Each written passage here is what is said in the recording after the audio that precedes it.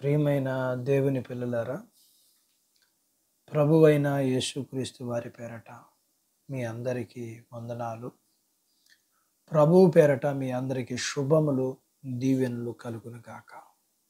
ఈ ఉదయకాలం పరిశుద్ధ గ్రంథం నుండి దేవుని వాక్యాన్ని చదువుకుందాం. యెహోషువ గ్రంథం 1వ అధ్యాయము 5, 6 వచనాలు. నేను మోషేకి తోడై ఉండినట్లు నీకును తోడై ఉందును, నిన్ను విడువను, నిన్ను ఎడబాయను. దేవుడు తన మాటలు మనందరి కొరకు దీవించునుగాక. ఆమేన్. ప్రియమైన దేవుని పిల్లలారా, ఈ మాట యెహోషువతో దేవుడు ఎన్నోసార్లు చెప్పారు. నిన్నెన్నడను విడవను, ఏమాత్రము ఎడబాయనని ప్రభువు చెప్పినని క్రొత్త నిబంధన గ్రంథంలో ఎత్తి వ్రాయబడిన వాక్యానికి ఇదే మూలం. మనం యుద్ధరంగంలో ఉన్నాం, అయితే దేవుడు మనకు తోడుగా ఉన్నాడు.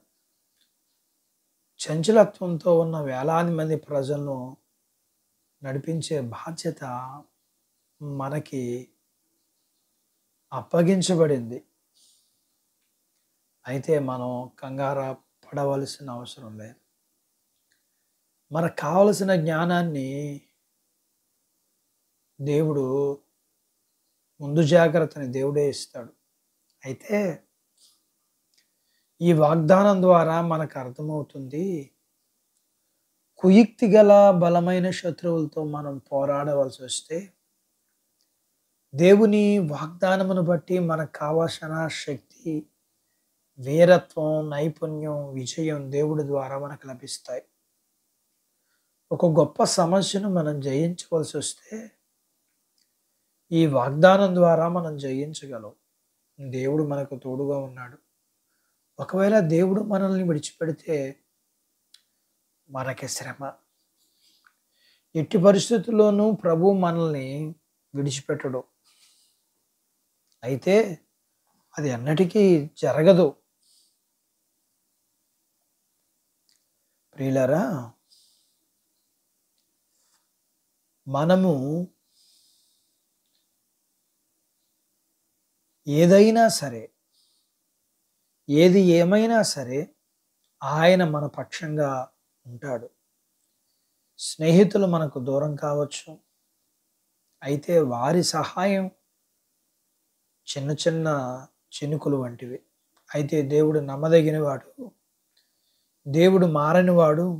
ఆయన మనలో, మన మధ్య, మనతో నివసించువాడు. సమస్యలు, కష్టాలు, శ్రమలు, బాధలు ఏవైనా సరే